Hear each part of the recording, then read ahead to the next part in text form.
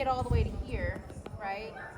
Start here and the dog be on your far side, right? So then you'd send them around there and then turn, pick them up with that same hand.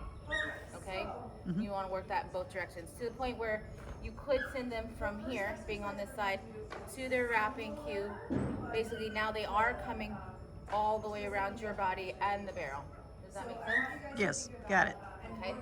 All right. Because then our hopes is that we can send them behind us to commitment and start that counter motion away from us, right? And should we be using, if we have a like wrap and circle or whatever, we Yes. should use the If you two have a word, cues? use your word. Yes. If you have a word, use your word. Okay. Yeah, I know we kind of skipped the adding the word. Once my rule of thumb, I really don't get too heavy on whether or not you can have a word or not. Some people, it just makes them feel good to say something. They have a hard time not adding a word in. My rule is I need to make sure the dog truly understands the behavior of whatever this is, whatever we're doing. Which in this case, it's going around something, right? So if they have an understanding and you've started a word, go for it, right? But if I have directional words, so we should use a directional?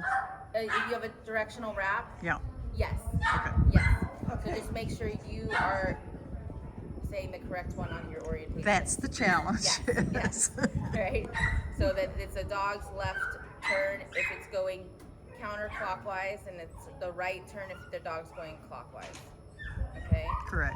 Okay, so what I've done is on jumps. Hang on one second. Butterbean! Stop. Stop. No, she sees Maggie. She's yelling at Maggie. All right, go ahead. On jumps, I have a wrap and a loop. But on barrels, I just say around. So that I don't have to mess up which way are you turning, which way am I facing. Is that a problem? So you have now have a directional on your jumps? Yes. Okay. But I just do around on barrels because it's not a jump.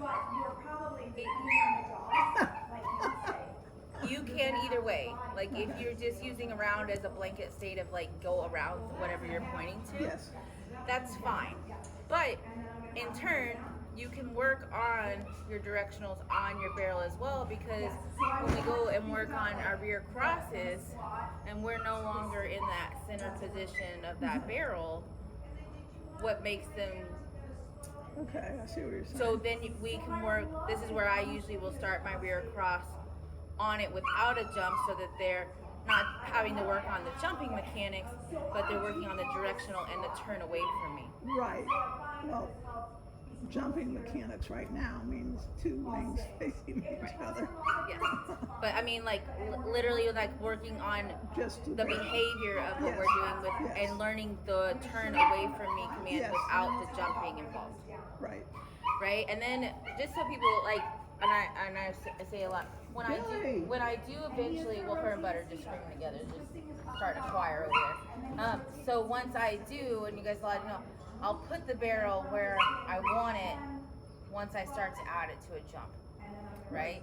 So if I'm doing a front side wrap, I add the barrel to the front side of the jump itself, right? Mm-hmm. So if I'm working on wrap to me and the dog's on my left side, the dog knows right here, right? Right. If I'm doing, or a right wrap, or if I'm doing a right wrap or a wrap away from me, the dog, I still keep that barrel on that right side, that right side.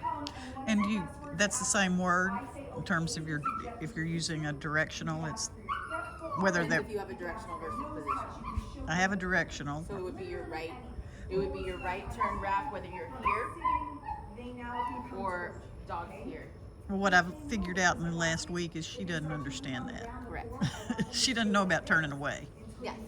And so that's where I will break it down. I will break it down on this first to see if they can get that turn away just on the flat. Okay. Okay? And we're gonna cover that. We're gonna cover that next week. Yeah.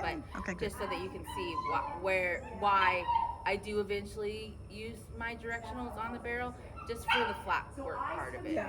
Right? It's not that you can't. And like I said, you can have just a blanket statement of an around or go around something. You point to something, go around it. It just means go do that and come back to me kind of thing. Right. And that's fine. That's Can fine. you use your directionals both on the turning as well as on the jump, on the barrels as well as the jump. Can you use the same command? Yeah, that's what we were just saying. Okay, you Yeah. don't need to have a separate one. No. I mean, I start all my commands on a barrel because I want to make sure that they have the understanding of it, right? I should be able to have the dog here and say left around the barrel, basically my loop loop, or right around the barrel, which is my wrap wrap, and me not change positions, and the dog decipher which direction. Does that make sense? Yep. Yeah, I'll have to work on that. I'm not. It takes a bit. We're not there, but I understand Yeah, it. they may not be We there. can do it there, but I've never done it there. But then we don't have to get, because if they start really, when we put it on getting that rear cross wrap away from us, Yeah, that's different. that gets really hard, Yeah. right? They're really, truly, you are not in the position to tell them which way to turn, right? So then now we're really focusing on the verbal part of it, right? You have to listen to the verbal because my body is not cueing you to do the correct thing, right? Correct. So, and then if I didn't have a directional, it would just be my turn away cue. Okay? All right? So we're going to go through that. And then the second thing that we're going to do is we're going to introduce